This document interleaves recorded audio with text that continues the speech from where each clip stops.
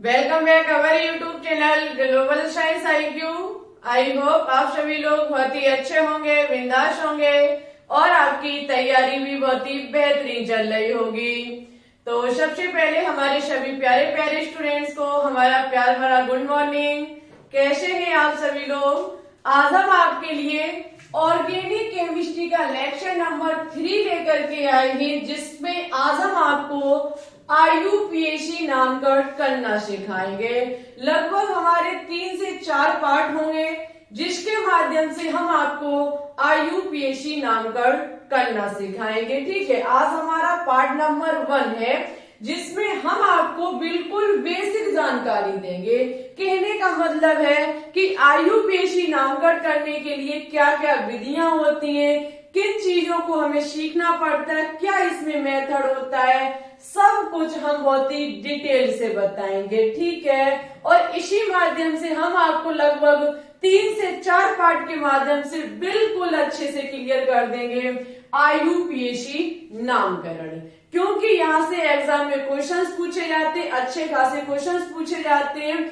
हर वो तरीका हम आपके तक पहुंचाने का प्रयास करेंगे जहां से आपको कभी भी कोई भी प्रॉब्लम ना हो। लेकिन हम 1% कहने का मतलब है 110% दावे के साथ कहते हैं कि आपको इस विधि ऐसी मेथड पढ़ाएंगे जिससे आप जीवन में IUPAC नामकरण करना नहीं भूलेंगे। और ऐसा मेथड आपको पूरे YouTube को खोज करके देख लेना, कहीं नहीं मिलेगा। ठीक है, बहुत इजी वे के साथ समझाएंगे। तो चलिए उठा लीजिए कॉपी पेन, जैसे जैसे चीजों को हम नोट डाउन करते जाएं, मेरे साथ कॉपी में नोट डाउन करते रहिएगा। ठीक है, अच्छा सबसे पहले हम देखेंगे कि IUPAC जो नामकरण होता है, IUPAC जो है इसकी फुल फॉर्म क्या होती है। तो देखो, IUPAC international union of pure and applied chemistry, ये IUPAC की फुल फॉर्म है। एग्जाम में कभी कभी पूछ ली जाती है। ठीक है, international union of pure and applied chemistry. देखो, सबसे पहले कुछ चीजें लिखाएंगे। IUPAC नामकरण के लिए कुछ चीजें इंपॉर्टेंट होती हैं, जैसे आपने देखा होगा अनुलग्न, पूर्व लगन, प्रतिस्थापी समूह, वर्ड रूट, कई एक चीजें होती हैं। तो बस इन्हीं के बारे में हम बताएंगे। डबल बॉन्ड होता है, सिंगल बॉन्ड होता है, कब कौन सा शब्द हमें कहाँ लगाना पड़ता है। ठीक है, तो देखो सबसे पहले हम वर्ड रूट के बारे में पढ़ेंगे, यानी कि शब्द मूल के बारे में पढ़ेंगे। अब इनका यूज कहाँ किया जाएगा वो हम आगे चल के बताएंगे, बट अभी हम लिखाएंगे। आज की क्लास में हम आपको लिखाएंगे, लेकिन इनका यूज कहाँ किया जाएगा ये आप नेक्स्ट क्लास में सीखेंगे। सबसे पहले कार्बन परमाणुओं की संख्या के आधार पर आपने देखा होगा एक चेन बनी होती है, माना कि कोई भी ले लीजिए, ऐसे करके आपने देखा होगा कि एक लंबी सी चेन बनी होती है। ठीक है, अब वो इसमें कार्बन के कितने परमाणु हैं? तो 1 2 3 4 परमाणु है। ठीक है, तो इन 4 परमाणु के लिए कोई ना कोई शब्द जरूर होगा, लेकिन यूज कहाँ किया जाएगा ये नेक्स्ट पार्ट में सीखने को मिलेगा। ठीक है, तो इनके लिए क्या, 4 के लिए 5 कार्बन होने पर, 6 कार्बन के परमाणु होने पर हम कौन सा शब्द लेते हैं, बस सबसे पहले मुझे यही लिखना है। ठीक है, माना कि सबसे पहले कार्बन परमाणु की संख्या 1 है, तो शब्द लिया जाएगा मैथ। क्या शब्द लिया जाएगा? शब्द लिया जाएगा मैथ। यदि कार्बन परमाणु की संख्या 1 है तो शब्द लिया जाएगा मैथ। ठीक है, इसी प्रकार से यदि कार्बन परमाणु की संख्या 2 है तो शब्द लिया जाएगा एथ। क्या लिया जाएगा? एथ। ठीक है, यदि कार्बन परमाणुओं की संख्या 1 है तो मैथ, 2 है तो एथ, और कार्बन परमाणुओं की संख्या 3 है तो लिया जाएगा प्रोप। क्या शब्द लिया जाएगा? प्रोप। 1 कार्बन होने पर मैथ, 2 कार्बन होने पर एथ, 3 होने पर प्रोप और 4 होने पर ब्यूट। ठीक है, कौन सा शब्द लिया जाएगा? ब्यूट लिया जाएगा। 5 होने पर पेंट, 5 कार्बन के परमाणु होने पर पेंट और 6 होने पर हेक्स, ठीक है, हेक्स। उसके बाद है हमारा 7 कार्बन परमाणु, तो 7 के लिए लिया जाएगा हेप्ट और 8 के लिए लिया जाएगा ऑक्ट। कार्बन परमाणुओं की संख्या यदि 9 है तो शब्द लिखा जाएगा नॉन।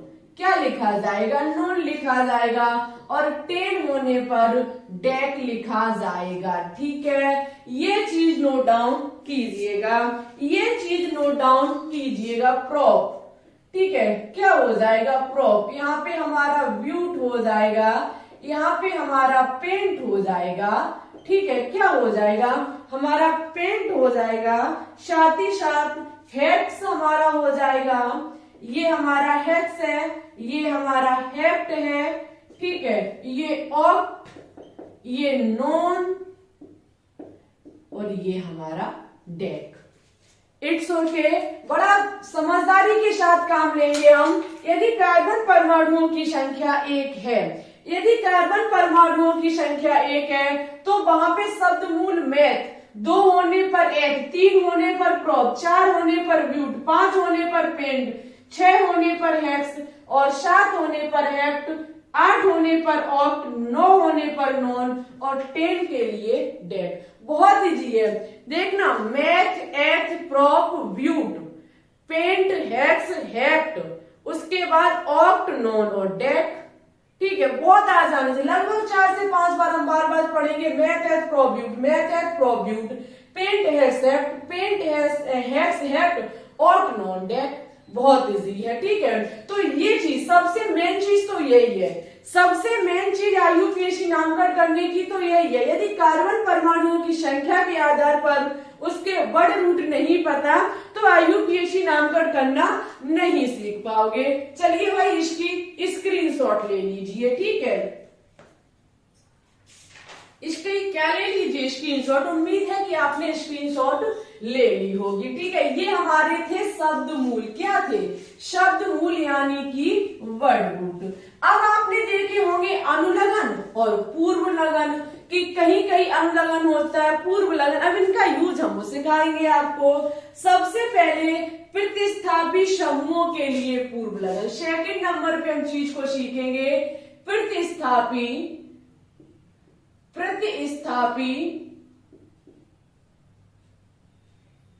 समूहों के लिए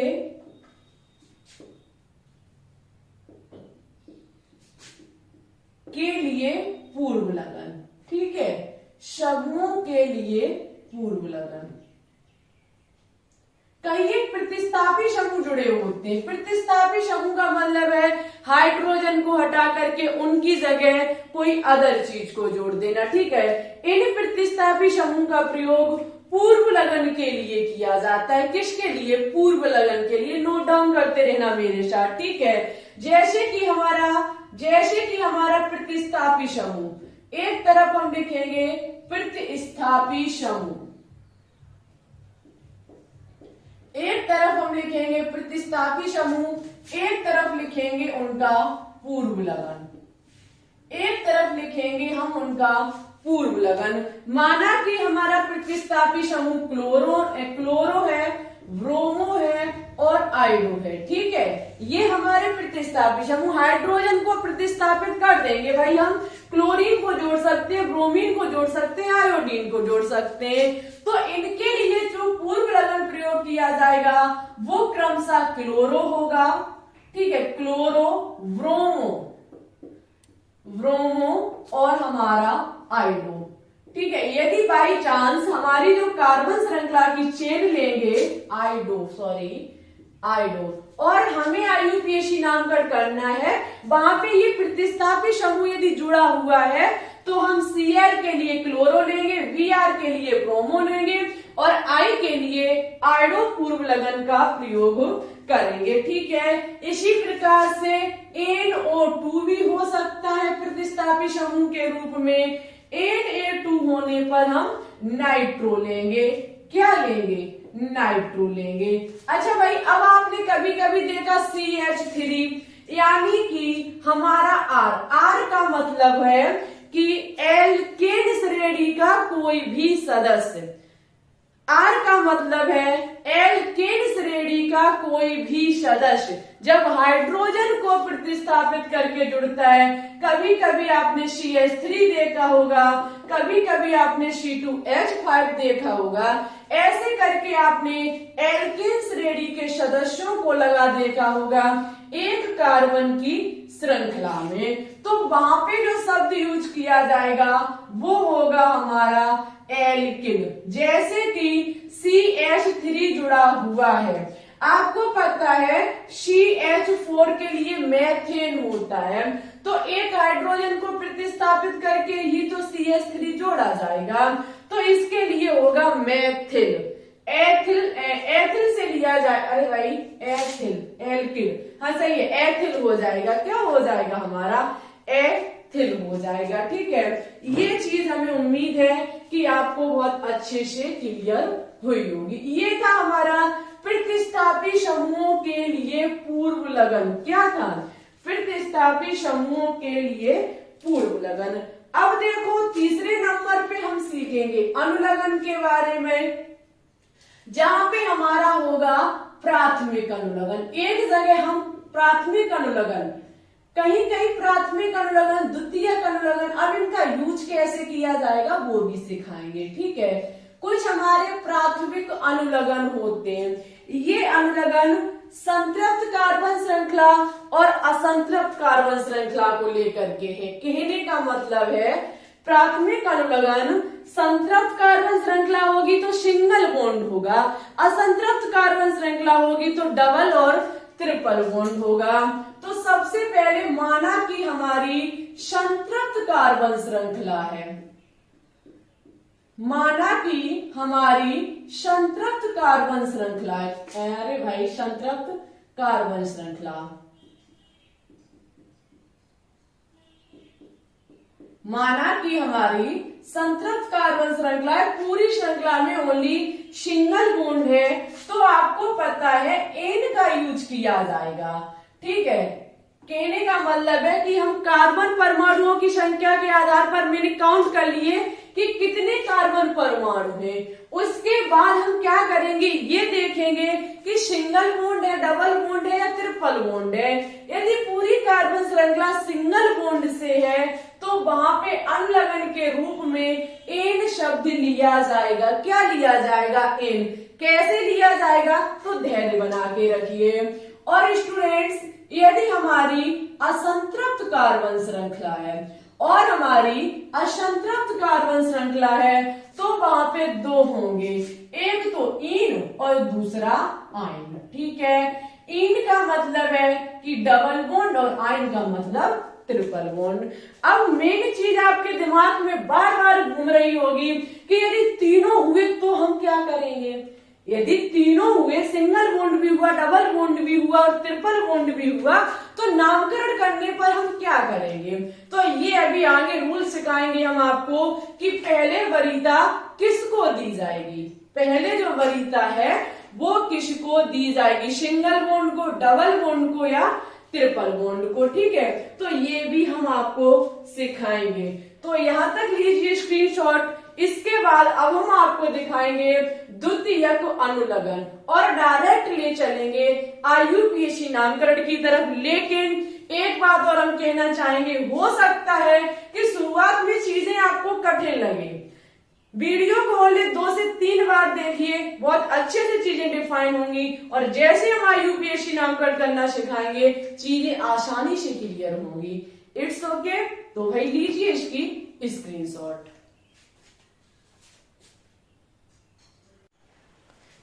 चलिए, तो अब हम बात करेंगे द्वितीयक अनुलगन के बारे में। सबसे पहले आपने वर्ड रूट सीखा, उसके बाद आपने सीखा पूर्व लगन के बारे में, पूर्व लगन के बारे में आपने, उसके बाद आपने सीखा क्या, प्राथमिक अनुलगन के बारे में। ठीक है, सेकंड नंबर पे अब आप सीखेंगे द्वितीयक अनुलगन के बारे में। हेडिंग यहाँ पे लगा लीजिएगा, द्वितीयक अनुलगन। देखो हमारे स्टूडेंट्स, द्वितीयक अनुलगन के रूप में हम क्रियात्मक समूह लेते हैं। क्या लेते हैं? क्रियात्मक समूह। अब वो क्रियात्मक समूह जो इम्पोर्टेंट है वो तो हमने बोर्ड पे लिख दिए हैं, लेकिन एक चीज और आपसे कहनी है हमें। कभी कभी आपने देखा होगा कि एक कार्बन श्रृंखला में लगभग 2 से 3 क्रियात्मक समूह होते हैं। हम वहां क्या करेंगे, तो ये चीज हम आपको नेक्स्ट पार्ट में सिखाएंगे। अभी ओनली जो ये हमने क्रियात्मक समूह लिख के तैयार किए हैं वो उसके लिए हैं जब किसी कार्बन श्रृंखला में एक क्रियात्मक समूह होता है। 100 के एक क्रियात्मक समूह, माना कि फंक्शन ग्रुप इसको इंग्लिश में कहा जाता है, फंक्शन ग्रुप। क्रियात्मक समूह यदि हमारा OH है तो द्वितीयक अनुलग्न के रूप में हम ऑल का यूज करेंगे। किसका यूज करेंगे, ऑल का। यदि यहाँ पे single bond C, single bond H, double bond O क्रियात्मक समूह है तो अल्प द्वितीयक अनुलग्न कहलाएगा, और C डबल बॉन्ड O है तो ऑन। और आपने देखा होगा यदि हमारा क्रियात्मक समूह C double bond O, single bond OH, जिसे कहा जाता है C डबल OH, क्या कहा जाता है, C डबल OH, ये क्रियात्मक समूह जो होता है इसका अनुलग्न होता है ओइक अम्ल। ये अधिकतम एग्जाम में पूछा जाता है और आता भी है। सबसे अधिक यही क्रियात्मक समूह लगा होता है। उसके बाद CONH2 क्रियात्मक समूह है तो हमारा अनुलग्न होगा एमाइड, और यदि हमारा COCl है तो हमारा होगा ओइक क्लोराइड। तो द्वितीय अनुलग्न क्या होगा, ओइक क्लोराइड। और NH2 क्रियात्मक समूह जुड़ा हुआ है तो अनुलग्न लिया जाएगा एमीन, और CN है तो नाइट्राइल, और CO2OH है तो सल्फोनिक अम्ल क्रियात्मक समूह यदि है तो हमारा अनुलग्न लिया जाएगा। ठीक है, OH के लिए ऑल, CHO के लिए अल, CO के लिए ऑन, COOH के लिए ओइक अम्ल, CONH2 के लिए एमाइड, COCl के लिए ओइक क्लोराइड, NH2 के लिए एमीन, CN के लिए नाइट्राइल, और SO2OH के लिए सल्फोनिक अम्ल। ये हमारे क्रियात्मक समूह, उनके द्वितीयक अनुलग्न याद करना डिफिकल्ट हो सकता है, लेकिन जब क्वेश्चन को लगाएंगे बार बार आप UPSC नामकरण करना सीखेंगे, उनको सॉल्व करेंगे तो ये चीज बहुत आसान हो जाएगी, क्योंकि वो शब्द आप जब बार बार लिखेंगे तो वो फिर याद हो जाता है, दिमाग में रख सा जाता है। ठीक है, अच्छा तो इसकी सबसे पहले लेंगे स्क्रीनशॉट। इसके बाद अब हम सीखेंगे डायरेक्ट कि UPSC नामकरण करने की क्या विधियां होती हैं। इन चीजों को आपको आना चाहिए, वर्ड रूट आपको पता होने चाहिए, आपको पूर्व लगन पता होना चाहिए, प्राथमिक अनुलग्न और द्वितीयक अनुलग्न पता होने चाहिए। इतनी चीजें आपको यदि पता है तो अब कुछ नहीं करना है, डायरेक्ट हम क्या काम करेंगे कि ये देखेंगे कि कौन सी चीज को पहले लिखा जाता है, कौन सी को बाद में लिखा जाता है। ठीक है, हमें उम्मीद है कि थोड़ा बहुत तो समझ में आ रहा होगा, और जो भी शेष बच्चा है वो हम आपको सिखा करके छोड़ेंगे। ठीक है, बस वीडियो को अंत तक बिना स्किप किए देखते रहिए, और साथ ही साथ क्या काम करना है कि यदि आपको समझ में नहीं आ रहा है तो वीडियो को 2 से 3 बार देखना है। ठीक है, अच्छा एक चीज और आपने देखी होगी, समान समूह।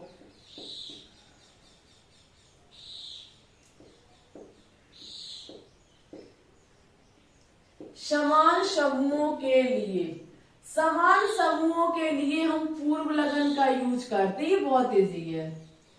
कहने का मतलब है यदि आपने देखा होगा कोई 2 समूह है समान समूह, तो हम उसके लिए प्रयोग करते हैं डाई। क्या प्रयोग करते हैं, डाई। और 3 है तो ट्राई, 3 होने पर हम ट्राई का यूज करते हैं, और 4 होने पर हम क्या काम करते हैं, टेट्रा। 4 होने पर टेट्रा का प्रयोग करते हैं। समान समूहों की संख्या 2 होने पर डाई, 3 होने पर ट्राई, और 4 होने पर टेट्रा। ठीक है, अच्छा अब हम चलिए तो अब हम देखेंगे दीर्घतम कार्बन श्रृंखला के अंकन के नियम क्या देखेंगे, दीर्घतम कार्बन श्रृंखला के अंकन के लिए हम पूर्व लगन, अनुलगन, वर्ड रूट सबको सीख जाएंगे। ठीक है, अब बारी क्या है कि क्वेश्चन दिया जाएगा आपको और अब आपको क्या मेथड यूज करना है। ठीक है, तो सबसे पहले मुझे अंकन करना आना चाहिए। अभी हम नामकरण करना नहीं सीख रहे हैं कि हम कैसे किसका नाम पहले किसका बाद में लिखेंगे, वो कुछ भी नहीं। सबसे पहले अंकन कि अंकन कैसे किया जाएगा। तो सबसे पहले जब हमें कोई रिंग दे दी जाए, जब हमें कोई श्रृंखला दे दी जाएगी, कोई कार्बनिक यौगिक दे दिया जाएगा, उस समय हम दीर्घतम कार्बन श्रृंखला का चयन करेंगे। कहने का मतलब है कि ऐसी श्रृंखला का चयन करेंगे जिसमें कार्बन परमाणुओं की संख्या सर्वाधिक होनी चाहिए। ठीक है, लेकिन बाई चांस यदि श्रृंखला में कोई दो आबंध, त्रिआबंध और क्रियात्मक समूह प्रेजेंट है, जो हमें कार्बनिक यौगिक दिया गया है उसमें दो आबंध, त्रिआबंध और क्रियात्मक समूह उपस्थित है, तो मुझे वो तीनों चीजें क्या काम करना पड़ेगा कि उस श्रृंखला में सम्मिलित करना पड़ेगा। यदि डबल बॉन्ड है तो श्रृंखला में सम्मिलित कीजिए, ट्रिपल बॉन्ड है तो सम्मिलित कीजिए, क्रियात्मक समूह है तो उसे सम्मिलित करना पड़ेगा। ठीक है, तब ही उधर ही हम अंकन करेंगे। अच्छा, बाई चांस यदि तीनों चीज प्रेजेंट है तो हम वरीयता किसको देंगे, अंकन किधर साइड से करेंगे।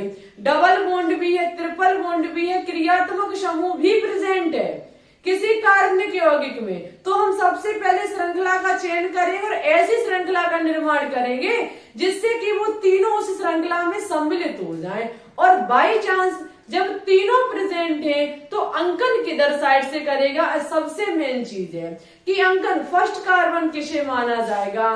तो देखो, सबसे पहले अंकन उधर साइड से किया जाता है जिधर साइड से क्रियात्मक समूह नजदीक पड़ता हो। बाई चांस क्रियात्मक समूह नहीं है तो हम डबल बॉन्ड को देखेंगे, डबल बॉन्ड नहीं है तो ट्रिपल बॉन्ड को देखेंगे, और ट्रिपल बॉन्ड नहीं है तो हम प्रतिस्थापी समूह को देखेंगे।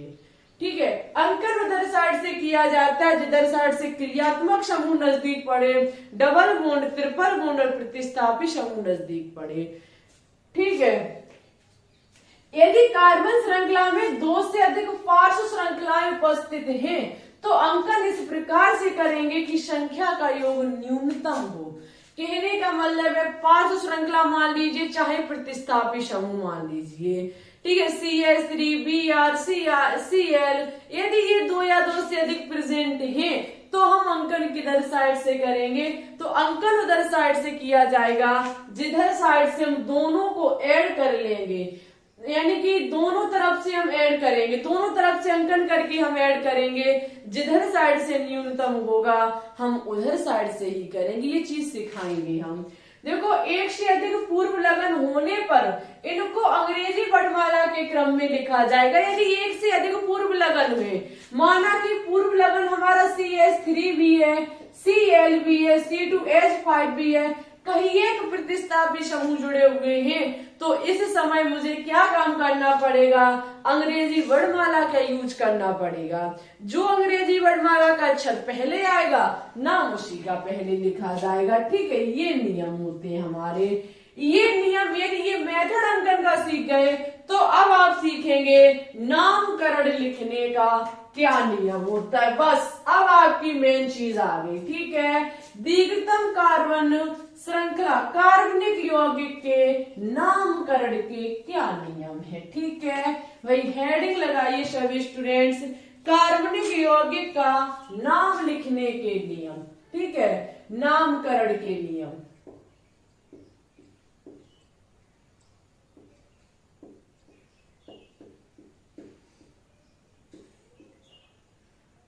नामकरण का क्या नियम होता है।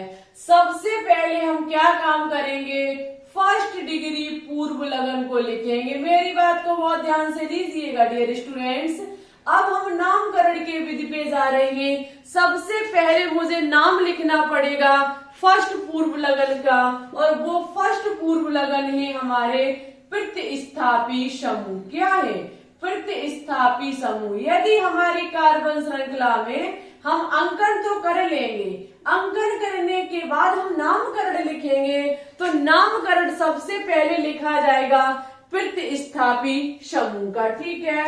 उसके बाद सेकंड डिग्री पूर्व लगन, सेकंड डिग्री पूर्व लगन आपको क्या काम करना पड़ेगा, नाम यदि हमारी रिंग बन के तैयार हो रही है, पहले प्रतिस्थापी समूह का नाम लिखेंगे और ये देखेंगे कि क्या हमारी जो कार्बनिक यौगिक हमें दिया गया है क्या वो रिंग टाइप से है। यदि रिंग टाइप से है तो हमें वहां शब्द यूज करना पड़ेगा साइक्लो। पहले प्रतिस्थापी समूह और रिंग है तो साइक्लो, ठीक है। उसके बाद हम वर्ड रूट लिखेंगे, उसके बाद हम नाम लिखेंगे वर्ड रूट यानी कि मूल शब्द। वो मूल शब्द कार्बन, कार्बन यानी कि कार्बन, मुख्य कार्बन की श्रृंखला, सॉरी वर्ड रूट का मतलब है मुख्य कार्बन की श्रृंखला। जो हमने कार्बन श्रृंखला का चयन किया वो कितने की है, कितने उसमें कार्बन परमाणु है, ठीक है। उसके बाद हम क्या करेंगे, फर्स्ट डिग्री अनुलग्न लिखेंगे। फर्स्ट डिग्री अनुलग्न का मतलब है प्राथमिक अनुलग्न। प्राथमिक अनुलग्न हमारे क्या थे, प्राथमिक अनुलग्न थे हमारे कार्बन कार्बन के मध्य, कार्बन कार्बन के मध्य बंध, ठीक है। डबल बॉन्ड है, ट्रिपल बॉन्ड है, कौन सा बॉन्ड है उसके बारे में लिखेंगे।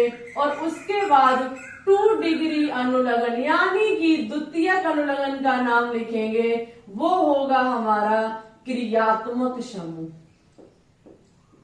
हमारे डियर स्टूडेंट्स, अभी आपने देखा कि अंकन करने के लिए वरीयता किसको दी जाएगी, क्रियात्मक समूह को। वरीयता किसको दी जाएगी, क्रियात्मक समूह को। अंकन उधर साइड से किया जाएगा, इधर साइड से क्रियात्मक समूह नजदीक पड़ता हो, लेकिन इसका नाम सबसे बाद में लिखा जाएगा।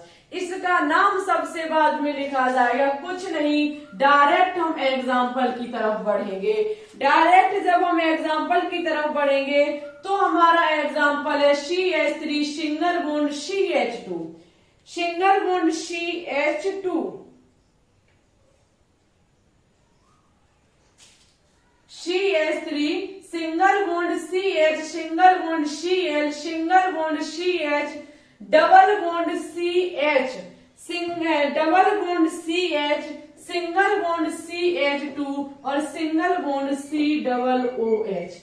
ये मुझे कोई कार्बनिक यौगिक दे दिया गया है, मुझे इसका IUPAC नामकरण करना है। अब इसका IUPAC नामकरण करना जब हम शुरू करेंगे तो सबसे पहले मुझे क्या करना पड़ेगा, अंकन करना पड़ेगा, वो भी दीर्घतम कार्बन श्रृंखला का चयन करके। दीर्घतम कार्बन श्रृंखला का चयन करेंगे 1 2 3 4 5, 1 2 3 4 5, इधर से गिनो चाहे उधर से गिनो, कार्बन 5 ही निकल के आ रहे हैं। ये COOH आप समझ गए होंगे, क्रियात्मक समूह है, ओएक अम्ल। कौन सा है, ओएक अम्ल। लेकिन ये कार्बन जो है वो काउंट किया जाता है दीर्घतम कार्बन श्रृंखला के अंतर्गत, ठीक है।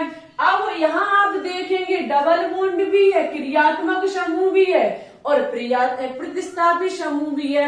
हम अंकन किधर साइड से करेंगे, तो सबसे पहले बताया मैंने अंकन उधर साइड से किया जाएगा जिधर साइड से क्रियात्मक समूह नजदीक पड़ता हो। तो 1 2 3 4 5 और हमारा 6 हो गया, ठीक है। उसके बाद मैंने क्या सीखा, इतना कर लिया, अंकन हो गया, नामकरण करना शुरू करेंगे। नामकरण सबसे पहले लिखा जाएगा प्रतिस्थापी समूह का। किसका लिखा जाएगा, प्रतिस्थापी समूह का, जो कि 5 पर। मुझे ये भी दर्शाना होगा कि कितने कार्बन पर है, कितने कार्बन पर है, 5 पर है हमारा क्लोरो, 5 पर है हमारा क्लोरो। अंक और शब्द के बीच डैश लगाया जाता है और अंक अंक के बीच कोमा लगाया जाता है, इस बात का विशेष ध्यान रखिएगा, ठीक है।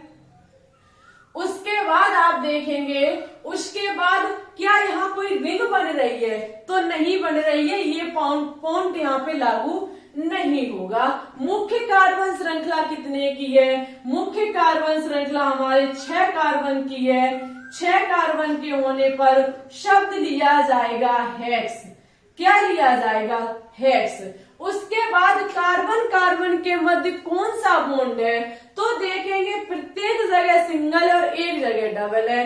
तो डियर स्टूडेंट्स, डबल बॉन्ड होने पर और सिंगल बॉन्ड होने पर वरीयता तो डबल बॉन्ड को दी जाएगी, वह सिंगल बॉन्ड का कोई महत्व ही नहीं है। फिर तो डबल बॉन्ड के लिए शब्द जोड़ा जाता है इन, और इन है कितने पर? इन है हमारा तीसरे कार्बन पर। लिखना चाहो तो 3 इन लिख दीजिए, अन्यथा हेक्सीन कर दीजिए। ठीक है, क्या हो जाएगा? ये शब्द इस पर चढ़ जाएगा, हेक्सीन हो जाएगा। उसके बाद आप देखेंगे, उसके बाद जब आप देखें, अरे भाई शब्द यहाँ ऐसे कोना नहीं लगेगा, हेक्सीन हो जाएगा। उसके बाद हम क्या देखेंगे? कौन सा क्रियात्मक समूह है? क्रियात्मक समूह है ओइक, और वो भी कितने पर है? फर्स्ट कार्बन पर है।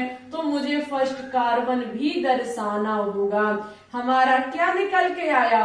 ओइक अम्ल, 5 क्लोरोहेक्सीन 1 ओइक अम्ल।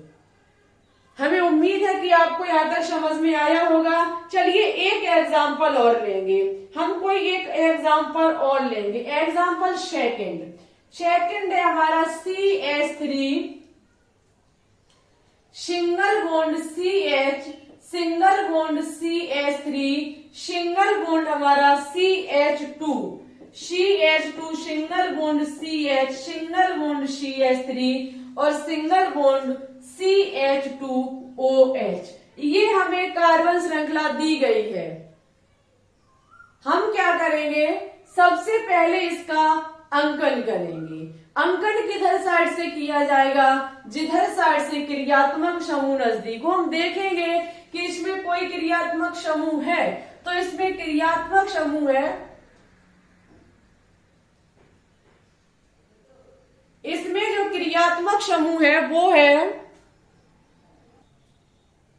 सॉरी माफी चाहेंगे, ठीक है। इसमें देखेंगे इसमें कौन सा क्रियात्मक समूह है? इसमें क्रियात्मक समूह है OH, ठीक है। तो अंकन इधर साइड से ही किया जाएगा, वो स्पष्ट हमें दिख रहा है, स्पष्ट हमें दिख रहा है। अंकन जब हमारा हो जाएगा, नाम लिखना स्टार्ट करेंगे।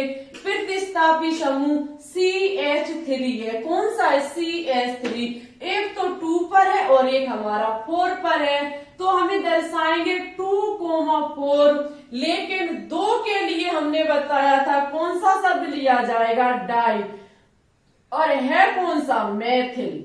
कौन सा प्रतिस्थापी समूह है? मैथिल प्रतिस्थापी समूह है। उसके बाद स्टूडेंट्स, क्या कोई रिंग बन रही है? नहीं बन रही है। वर्ड रूट कितने की है? पेंट। 5 कार्बन के लिए पेंट। क्या डबल बॉन्ड ट्रिपल बॉन्ड है? नहीं है। सिंगल बॉन्ड होने पर शब्द लिया जाएगा एन, यानी कि पेंटेन। क्या लिया जाएगा? पेंटेन। उसके बाद क्रियात्मक समूह है हमारा, कौन सा क्रियात्मक समूह है? अल क्रियात्मक, सॉरी OH, ऑल क्रियात्मक समूह, वो भी कितने पर?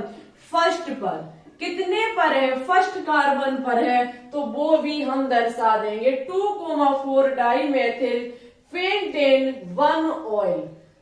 हमें उम्मीद है कि आपने थोड़ा बहुत तो यहाँ से सीखा होगा। देखो भाई, आज हमने पूर्व लगन, अनुलगन, ये सब वर्ड रूट सब कुछ सिखा दिए, 2 उदाहरण भी दे दिए। अब नेक्स्ट क्लास में हम आपको भरपूर तरीके से ओनली ऑन क्या लेकर के आएंगे? एग्जाम्पल ही लेकर के आएंगे, लगभग 10 से 15 तक। तब तक आपको हर चीज, पूर्व लगन, अनुलगन, प्राथमिक, द्वितीयक, वर्ड रूट और सब कुछ पता होना चाहिए। आज भर में आप याद कर लीजिए, कल की क्लास में आपको बहुत सारे उदाहरण मिलेंगे। अच्छा, एक होमवर्क के तौर पर हम दे रहे हैं, आप लोग सॉल्व करके बताइएगा, ठीक है? आप लोग सॉल्व करके बताएंगे।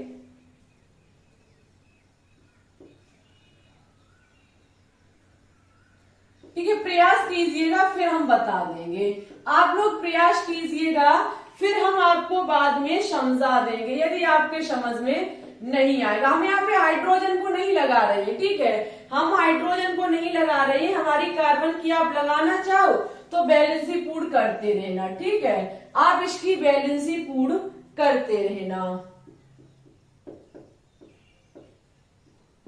ये है। अब यहाँ पे देखना ये कार्बन है, इसकी एक वैलेंसी पूरी हो रही है, तो हम यहाँ CH3 लगा देंगे अपनी तरफ से। हमने वो चीज दर्शाई नहीं है, ठीक है, वो चीज हमने दर्शाई नहीं है। इसका क्या IUPAC नामकरण होगा आपको हमारे कमेंट बॉक्स में कमेंट करके बताना होगा। यदि आपको नहीं आएगी समझ में तो हम समझाएंगे, ठीक है। लेकिन मुझे पहले ये बताइएगा कि अनुलग्न पूर्व लगन में आपको कोई प्रॉब्लम तो नहीं हो रही है। आपकी वो चीजें क्लियर यदि हो गई तो IUPAC नामकरण करना सीख जाओगे। अंकन में कोई दिक्कत, नामकरण लिखने की मेथड में कोई दिक्कत है तो इतना आज हुए कमेंट बॉक्स में कमेंट करके बताइएगा। यदि आपकी प्रॉब्लम होगी तो समस्या का समाधान भी हम करेंगे और आपको नेक्स्ट क्लास में IUPAC की बाहर यानी कि 15 से 20 IUPAC हम लेकर के आएंगे, कार्बनिक यौगिक लेकर के आएंगे और एक एक करके उनको समझाएंगे उसी मेथड के माध्यम से जो अभी हमने यहाँ पे लिखा था, ठीक है। तो पहले मुझे यहाँ तक बताइएगा कि समझ में आया या नहीं आया, कहाँ दिक्कत हुई वो भी बताइएगा, क्लास कैसी लगी ये भी बताइएगा।